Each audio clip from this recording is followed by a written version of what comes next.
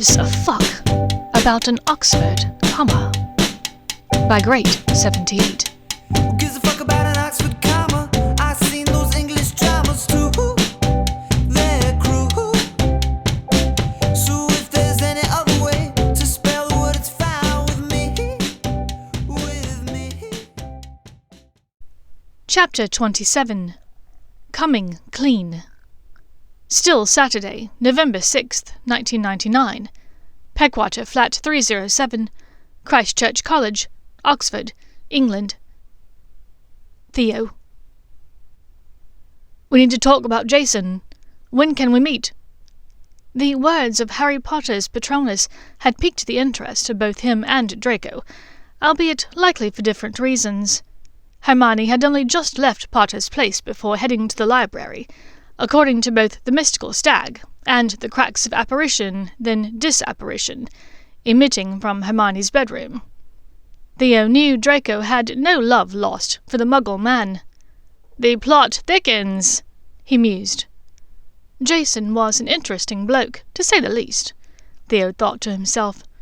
Back on day 3, here at Oxford, Theo had stopped the man in the toilet between their first and second classes to ask him the time. They were the only two in the washroom at the time. "10. Not sure about you, but I'm already knackered," the beautiful Muggle man had replied. Theo only nodded. "Yeah, if it weren't week 1, I'd be ready to skive off by now." They both laughed. The other man said, "Well, if you're interested, my mom knows some people that have already finished the program. She got me copies of their old notes to revise with. A good thing, too. I'd be lost without them. I can make you a copy." The wizard smiled lazily.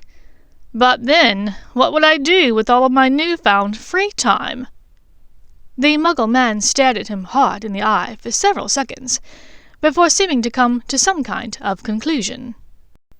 Before he knew it, Theo was backed up into the only stall in the washroom, his and the Muggle's rucksacks hastily discarded on the washroom floor. Their arms met in a rapid embrace. The man's lips were on his, and his tongue was in Theo's mouth. The scratchy stubble rubbed and bit at Theo's clean-shaven cheek, and imagining that stubble grazing somewhere else, had his cock twitching in his trousers. Theo turned them so that he was nearest to the door, locking the stall as he did so. "We don't have long. The next class begins in 15 minutes. 5's enough," the man said breathlessly between kisses, tugging at the strap of Theo's belt, to pull it free from its buckle. In mere seconds, Theo's half-hard cock had risen to full mast, standing erect between them. His trousers and pants were pushed low on his hips, his stance wide to keep them from falling. The Muggle man sat on the toilet seat, his beautiful, whiskered jaw now nuzzling against the soft pink of Theo's stiff dick. His hands caressed Theo's bollocks, running light fingers down them before he dropped his head low, sucking one quickly into his mouth. Theo reached for the man's hair, running his fingers through the dark curls. He pulled the man up slightly, back to his cock. Angling the Muggle man's face just so, Theo dropped one thumb onto the man's chin. "Open up." The other man did so, eagerly, obediently. He pushed further down his shaft than Theo thought possible, his tongue relaxing against the underside of Theo's cock. After only a few seconds of manoeuvring, the Muggle's nose was brushing his pubic bone, and Theo shuddered in delight. He pistoned himself in and out of the man's sucking mouth, each of them hoping that the loud sounds of slippery saliva and skin slapping stayed inside their stall. Within a minute, Theo was ready to come. "In or out?" he asked in a breathless voice. It was polite custom to ask this, he knew, particularly if the person on their knees was a stranger. Girls, especially, were very clear on this point, he'd found. From below him, the Muggle man's penetrating blue eyes seemed to scoff at the very notion of him asking. Theo's lips curled into a grin as he held the sides of the man's head. With a moan, he pumped his spinde deep in the back of the man's throat. When he was done, Theo hauled him to his feet, his tongue now replacing his cock within the man's mouth. Tasting his own cum on the man's tongue, Theo moaned again, then pulled back with a giddy smile. "I'm Theo." "Jason." "Pleasure to meet you." The pleasure was mine," Jason said with a matching grin. "I'll see you again?" Theo asked, still slightly out of breath from the spectacular jobby. "Any time," the Muggle man said, his beautiful blue eyes darkening with hidden meaning. The door to the washroom banged open, admitting a crowd of boisterous young men discussing rowing. Theo left the stall first, heading back out into the corridor just as Jason stepped to the row of sinks. It was the last time they spoke. Hermione started walking to classes with him soon after that, and Theo put the young man out of his mind. Until now. Today, a month later, Theo found his thoughts on the Muggle man once again. What was so interesting about the horny young Jason that had Harry Potter's knickers in a twist? Still lost in thought, Theo approached the hob and summoned the egg carton from the Muggle refrigerator. He had just turned around to ask Draco if he'd like fried eggs, when Draco's broomstick, which had been innocuously leaning against the wall, suddenly transformed into a fireplace, directly next to their existing fireplace. "What the absolute fuck is happening?" Theo asked, his wide eyes blinking rapidly as he pointed at the sudden second fireplace with his spatula. Draco turned his head only slightly to watch the transformation out of the corner of his eye, his jaw clenched into a grimace. "That's Potter, showing off as usual. He could have just used the regular flue like a normal person." By now, the figure of Harry Potter was stepping out of the makeshift fireplace, brushing stray bits of broom straw and ash from his trouser legs. I couldn't, actually, not this time. I have Ron with me." "Ah, so the low bar for this day shall be in hell, then," Draco sneered, summoning the coffee pot and pouring himself a fresh cup. The new fireplace lit green again, clashing horribly with the head of red hair that emerged from it. With a silent quiver, the fireplace shimmered, before shrinking back into a broomstick. "Oi, Harry! I thought you said this place was going to be an atrocious wreck!" Ron Weasley ejaculated. "This is cleaner than my place!" Draco and Theo exchanged an amused glance. Then, seeing the pan of fried eggs sizzling on the hob, he asked, "Is there enough breakfast to share?" Theo smirked, pointing his wand at the eggs to crack a few more over the pan. "For a famished, still-growing young lad like you, of course." "Can we get on with it? Potter, your message mentioned this Jason wanker. Tell me what you know," Draco demanded. Theo summoned the desk chairs from his room and the sitting room, and the four of them gathered around the small table, knocking knees as they sat. Once the coffee was poured and the eggs and buttered toast distributed and seasoned, they set to discussing what they knew. First, the fellow that Hermione is seeing, Jason Coleridge," Harry began. "Oi, Hermione's dating someone! When were you going to tell me?" Ron asked, around a mouthful of egg. Draco snarled. "Why would it matter in the least to you, Weasley?" "The two of you keep your hair on. I'm fairly certain this man's somehow involved in all this. Remember when we were discussing Miranda Perkins and the tracking device she gave you and Hermione?" Harry asked Draco. Theo asked, "The one that I tricked Hermione into giving me?" "Yeah, I thought the plan had been to try to get it yourself, Malfoy. What happened exactly?" Ron snipped. Draco cleared his throat. Things have gotten rather tense between me and Granger lately." Harry guffawed, then buried his face in his napkin as he fought a coughing fit. "A napneo," Theo said, pointing his wand at the chosen one with a knowing smirk. Harry grinned as he croaked out, "Thanks. Yeah, Hermione talked a little about the tension that the two of you have had lately." Theo chuckled along with him. "Oh, yes, I saw the tension. So thick you could cut it with a knife." Draco's face burned progressively more red by the second as the two of them tittered like budgies. Ron remained oblivious to the entire thing as he focused hard on his eggs. "You best be leaving Hermione alone, Pratt. As soon as she's able, she's moving out of here," Ron said idly, as he shoveled another bite into his mouth. "Oi, Harry, are you eating your fourth egg?" "No, mate, here." Harry scraped his plate over his friend's. "Never mind all that. Talking with Hermione this morning, I think it's a likely assumption that this Jason Coleridge is Miranda Perkins' son." Now, Draco's flush turned to one of quick anger. "What? That fucking asshole! He worms his way into her life, he sleeps with her." Ron choked, even as Harry shook his head in the negative. Draco didn't notice as he went on. "He's been a part of this all along, and he's been reporting back to Shacklebolt alongside his mother, I'm sure. For what it's worth, I don't think she slept with him. But that's neither here nor there. The important question is he a part of this whole conspiracy? We need to know for certain. I think it's worth a visit to this Jason bloke to find out more," Harry said. "I've looked up Miranda Perkins. She lives on Walton Street, number 19. It's about a 15-minute walk from here." Draco seemed impressed in spite of himself. "More advanced aura training, Potter. Able to track down muggles now, are we?" No, I just used the phone book," Harry answered sheepishly. Draco smirked. "Oh." Harry rolled his eyes, even as he continued. "One of us should head there now. See if we can get him alone. Try to get some more information from him." "I'll go," Draco said, summoning his coat. Ron rose as well, scarfing down several bites of egg in quick succession. "I'm going with you." "No, you aren't. The two of you stay here and work on breaking the location charms on Granger's pin. She's going to be demanding it back soon enough," Draco replied, unpinning his tracking pin from his coat lapel and placing it on the kitchenette table.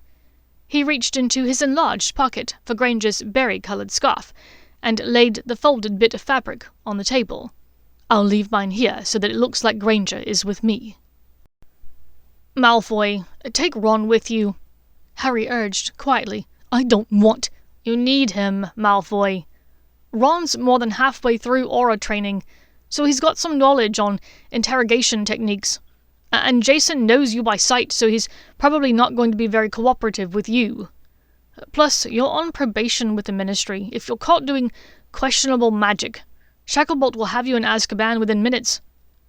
Draco glared first at Harry, then at Weasley, but said nothing as he stomped to the door.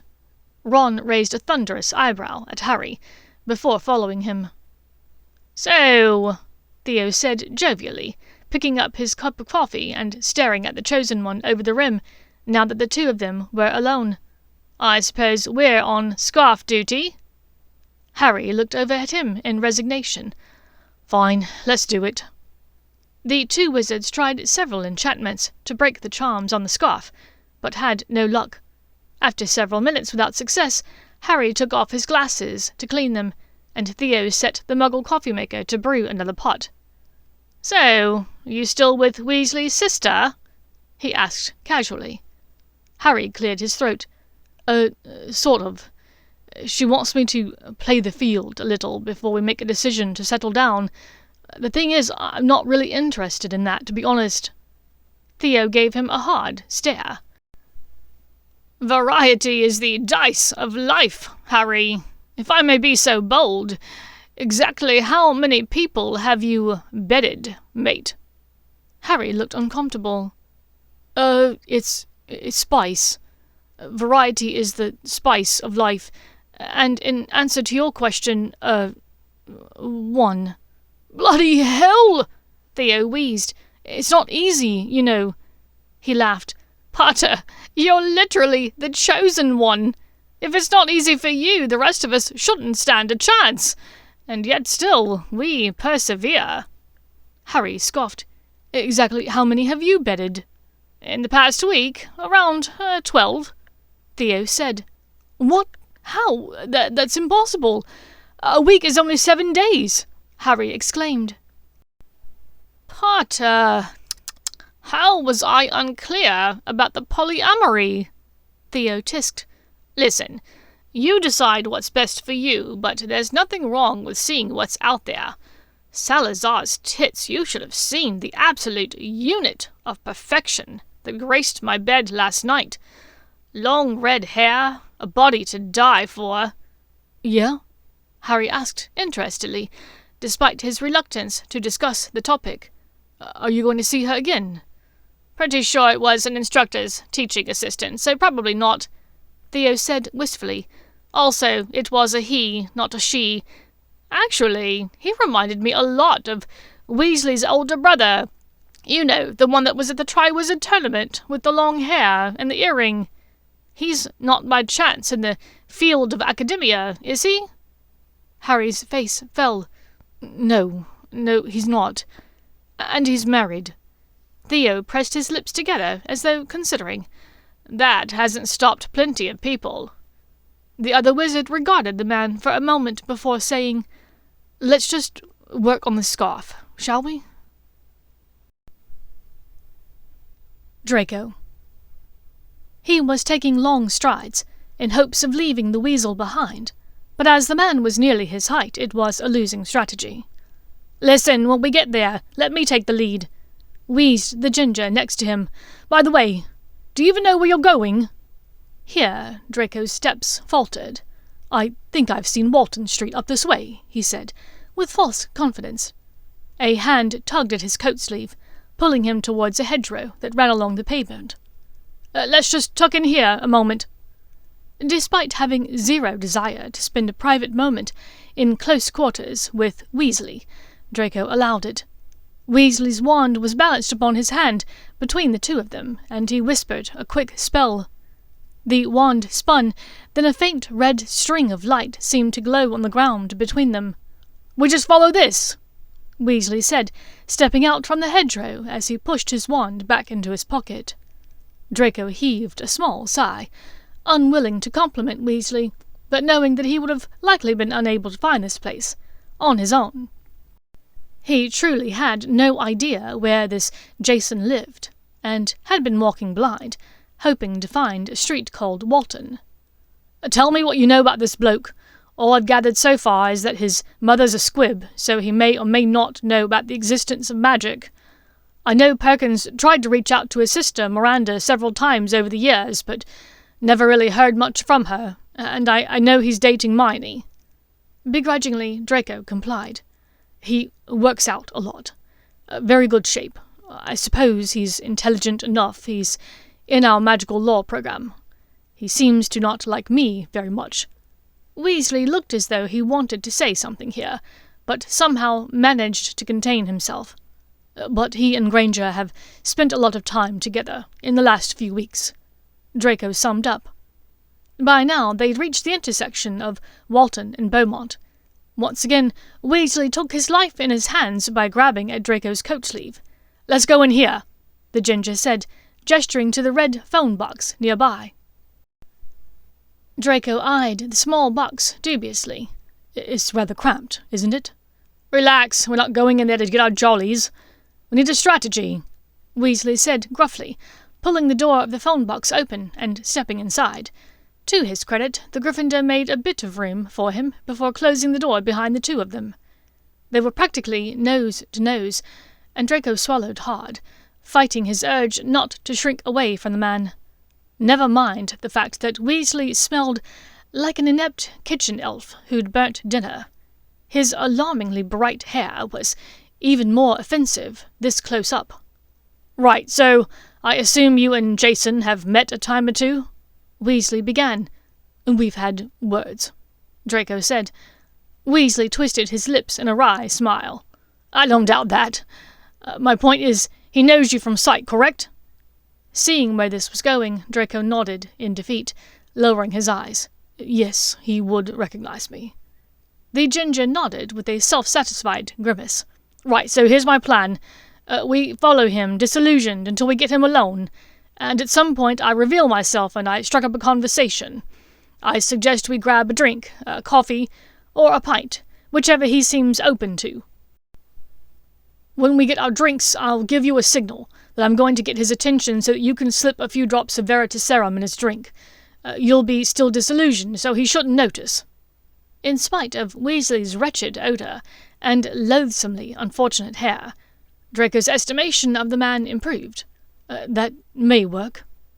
With minor difficulty, they both positioned themselves so that they could watch number 19, only a few houses down on Walton.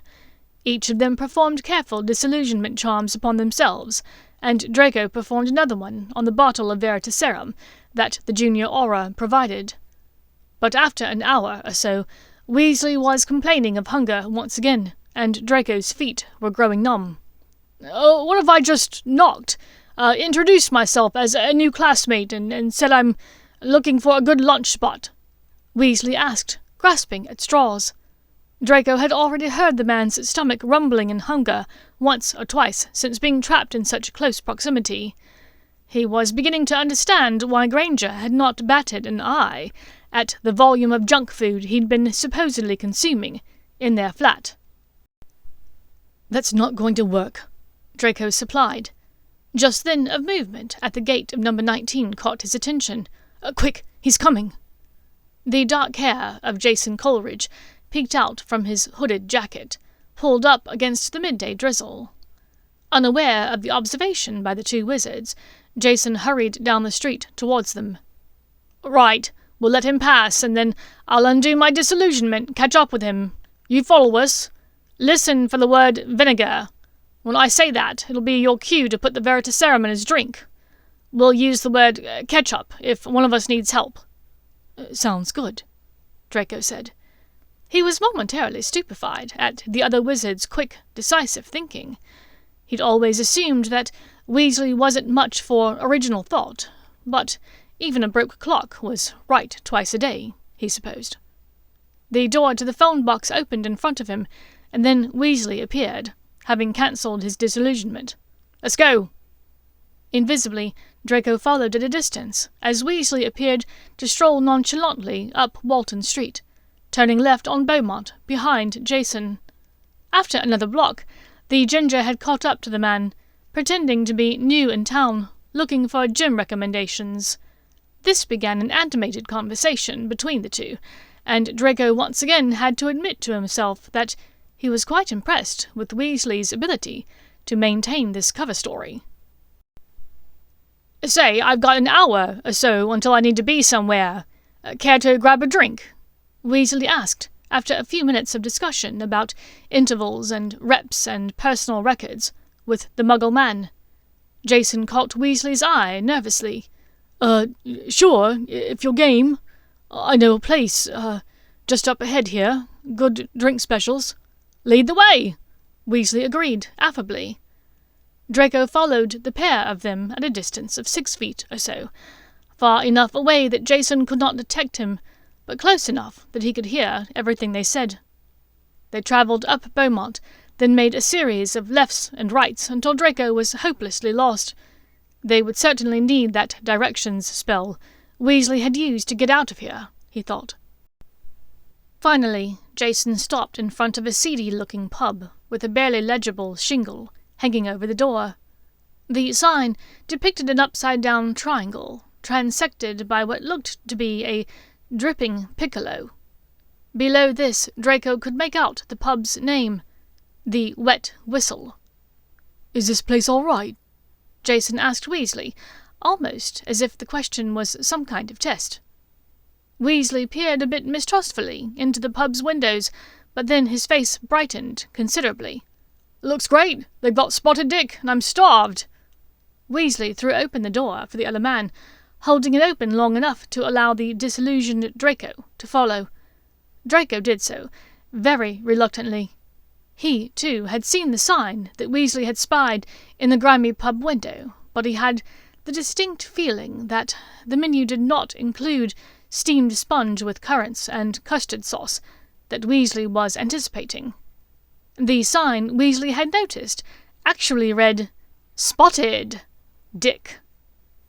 It was at that moment that Draco realized that in giving Weasley information about the Muggle man, he had left off one small but very important detail.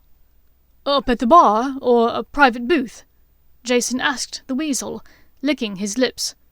Booth," Weasley answered, likely thinking of privacy, and not knowing the signal that he had just sent to the other man. Jason led the way, allowing Weasley to sit first before scooting into the bench seat on the same side with the ginger wizard. Draco pressed his lips together to stifle his laughter, as Weasley shot the Muggle a surprised look. It can be kind of loud in here when they play music. This way we can talk easier," Jason said, by way of explanation. Weasley cocked his ear, straining to listen for the music. An older man approached the booth with a bar towel over one shoulder. His sleeveless t-shirt advertised the gym that Granger and the Muggle man frequented. "What you want?" he asked shortly. "Is the spotted dick fresh?" the oblivious weasel asked him. Draco could not help the snort of laughter that escaped him. Luckily for him, Jason made the same noise at the same moment. "It's as fresh as you want it to be," the man said, smiling to reveal more than one missing tooth. "One dick, then." Weasley furrowed his brow. Maybe just chips, and Smithwick's." The older man nodded. "Strongbow for you, Jace." The Muggle next to Weasley nodded. The man walked away. You come here often?" Weasley guessed once he and Jason were seemingly alone again. Across the booth, Draco silently sighed in agitation and closed his eyes. Once Weasley figured this out, things could go pear-shaped very quickly. That's supposed to be my line," the Muggle tosser said. Suddenly, the weasel made a high-pitched noise of surprise. Draco's eyes flew open to see what had happened. Other than the fact that the Muggle man was now staring deeply into Weasley's eyes, everything appeared to look the same, but the weasel's eyes had grown wide. That's my leg, mate, not yours," Weasley said in a strained voice. Jason gave him a little smile. "I know." Ketchup?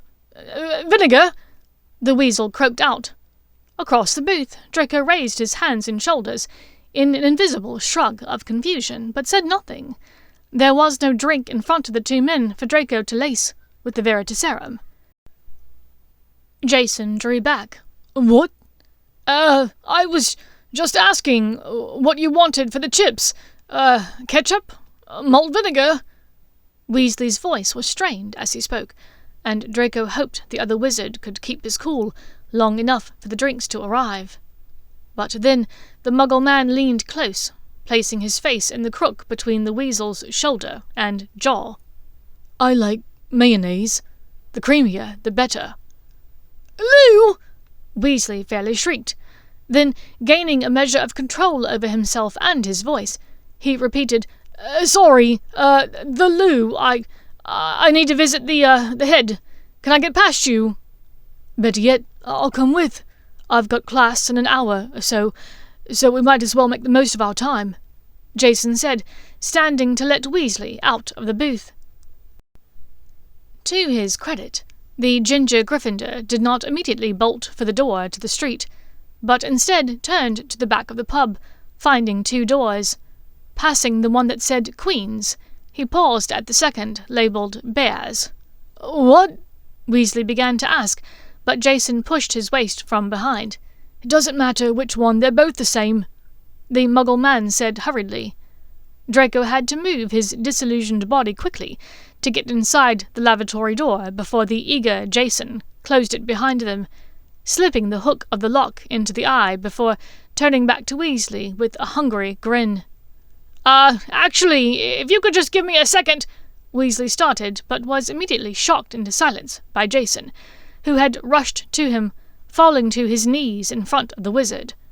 The dark-haired Muggle's hands were on Weasley's belt, tugging the leather strap free from the loops of his trousers. Draco was uncertain whether to laugh or intervene, but he could tell precisely which one the weasel preferred. "Ketchup! Fucking ketchup! I know you can hear me! Do something!" With a low chuckle, Draco stepped closer to both men, wrapping his arms around them in a bear hug of sorts. A quick twist of apparition, and the three of them landed in the tiny washroom stall of the Oxford bus station. What's happening?" Jason's alarmed voice yelled, as he was now kneeling backwards on the open toilet, his knees threatening to dip into the grimy water below. Weasley had appeared facing the stall door, and Draco stood between the two of them, his back to Jason, his disillusionment now somehow cancelled by the cursed toilet stall. With quick reflexes that he'd not possessed during their 5th year whilst acting as the Gryffindor Quidditch keeper, Weasley drew his wand, shoved Draco roughly to the side, and aimed it at the back of the kneeling man. "Imperio!" Weasley shouted. Immediately, the man on the toilet seat stopped struggling, and both knees dropped into the dirty water, unnoticed by him. Draco rounded on the junior Auror quickly. "Can you do that? That's an unforgivable." Weasley was breathing hard now. "Desperate times call for desperate measures, Malfoy. If leadership asks, I'll have to justify it to Davies, but he's usually pretty lenient."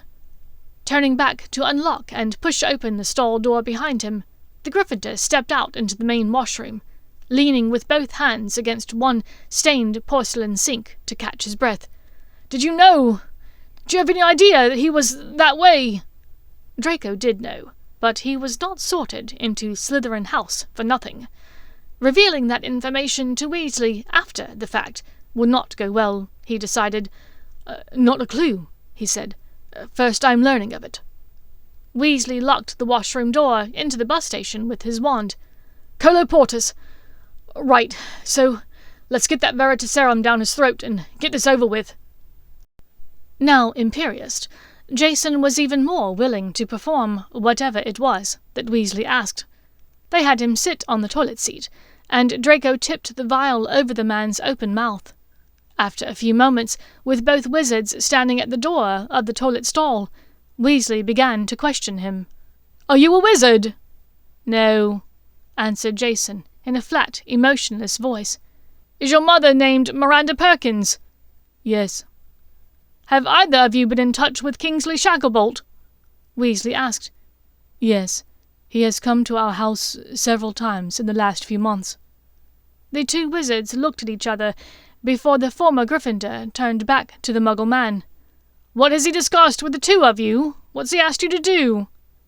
"He gave Mother 2 pins to give to Hermione and Draco. The pins are linked to a charmed piece of paper that tells us their locations. We have a copy of the paper, but Kingsley has the original. Everywhere they go, we can see where they are." Draco's anger burned, but he said nothing. Now Weasley asked, "What else did he want you to do?" Jason's monotone voice spoke again. "I'm supposed to get close to Hermione, try to seduce her if I can. When we first met Kingsley, he was hoping that she would fall in love with me and give up being a witch." "How did you manage all of this?" Draco asked in bewilderment. "I dropped out of culinary school and started the Oxford Law program. Mother fixed the paperwork so that I did not need to worry about the proper academic requirements. Mother told me when to come to her office to meet Hermione for the first time, and she joined my gym. I began spending more time with her. I think she likes me, but I feel bad about that because I don't really like girls. But Mother says she's a dirty mudblood, and it doesn't matter if I hurt her." Draco was breathing hard now. "Did you sleep with her? The other night, after the Halloween soiree?" "No, I offered to, but she didn't want to. I get the sense that she fancies her flatmate, and that's why she wasn't interested in fucking me," Jason answered, matter-of-factly. The blonde wizard chanced a glance at Weasley, who had flushed a deep pink at these words. Draco asked, "Did she tell you that?" "No, I just get that sense from her." Weasley looked as though he suddenly had a lot more questions. Draco cut him off before he could ask them. "Right, so you follow our locations, and you were told to get close to Hermione. Was that everything? Was there anything else to the plan?" Another quick glance at Weasley told Draco that the man wanted to know a lot more than just that, but Draco knew the Veritaserum would only last so long, and they would need to work out a plan for getting the 3 of them out of here, undetected. Already there had been more than one knock on the bus station washroom door. Kingsley told Mother that there was some kind of spell or potion that he had people working on, something very top secret in a department at their ministry, very hush-hush. He promised that Mother and Hermione would be one of the first ones they would try it on. Jason's monotone voice formed the words as though they carried no weight, but Draco suddenly felt as though he'd caught a bludger with his stomach. Another look at Weasley confirmed that he felt the same. Weasley swallowed hard. "Was it the Department of Mysteries?" "Yes, that's it." It was Draco's turn to ask, "What was this potion, a spell, going to do?" Kingsley said that a few years ago in this department there were experiments being done on people like Hermione. They stopped when the Ministry ordered these people in charge of the experiments to be put in prison, but the research is still all there.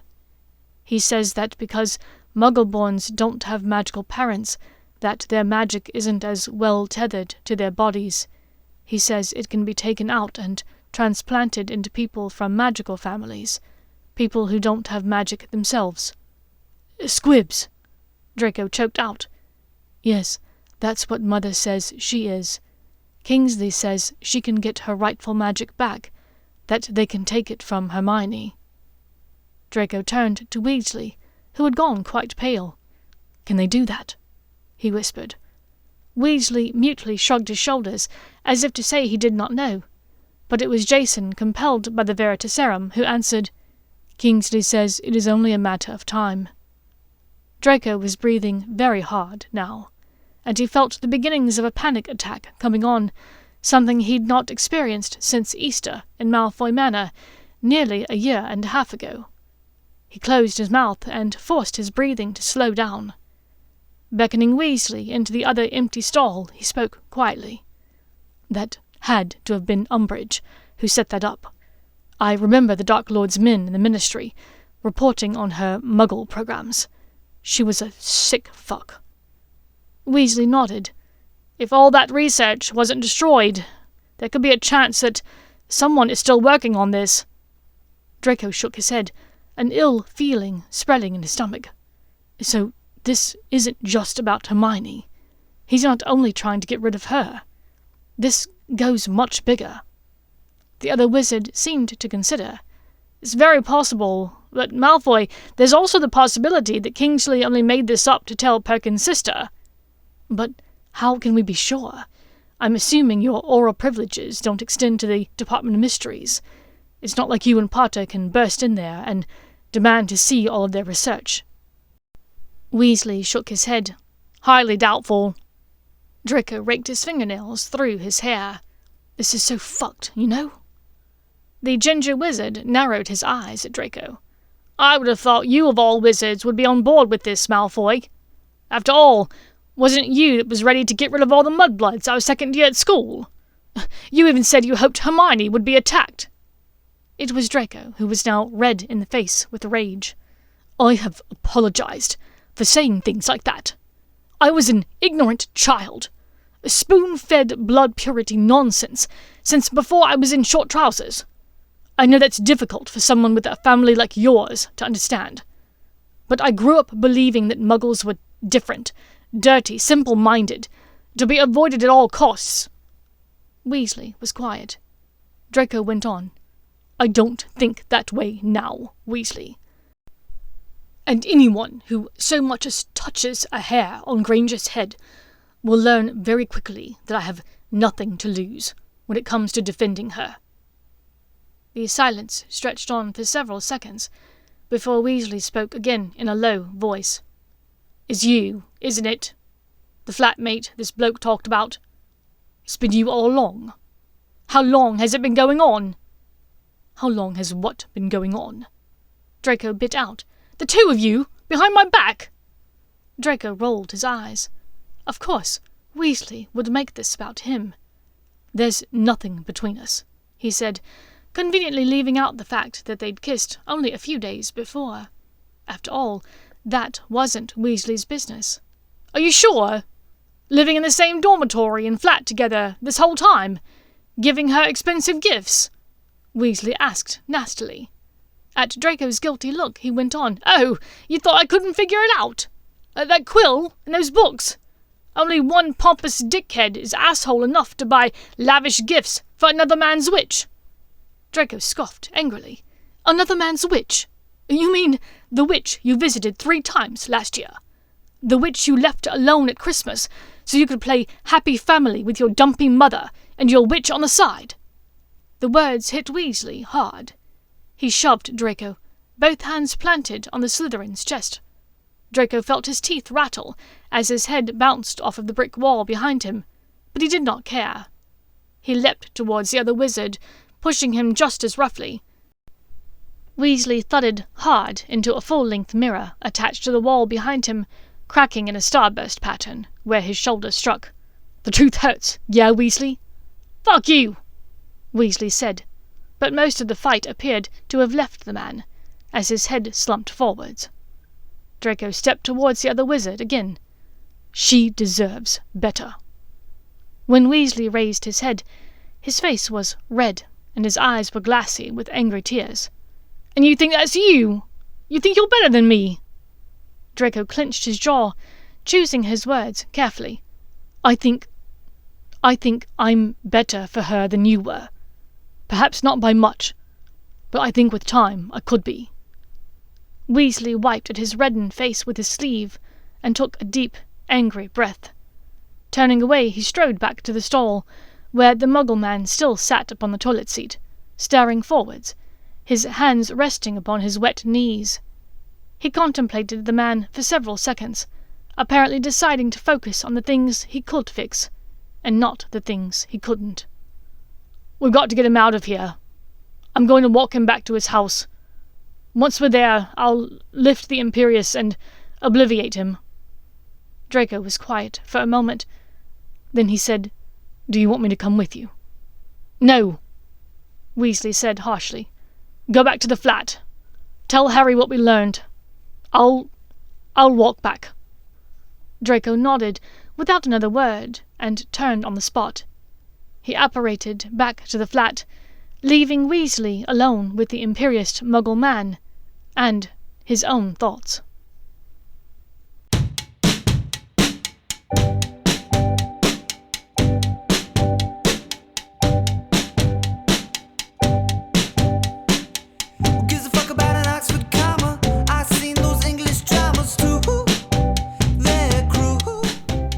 Thank you for listening to Who Gives a Fuck About an Oxford Comma by Great78. If you enjoyed the story and would like to listen to more, please follow me on Spotify or wherever you get your podcasts by searching for Silver and Copper. Or you can find me under Great78 on Archive of Our Own.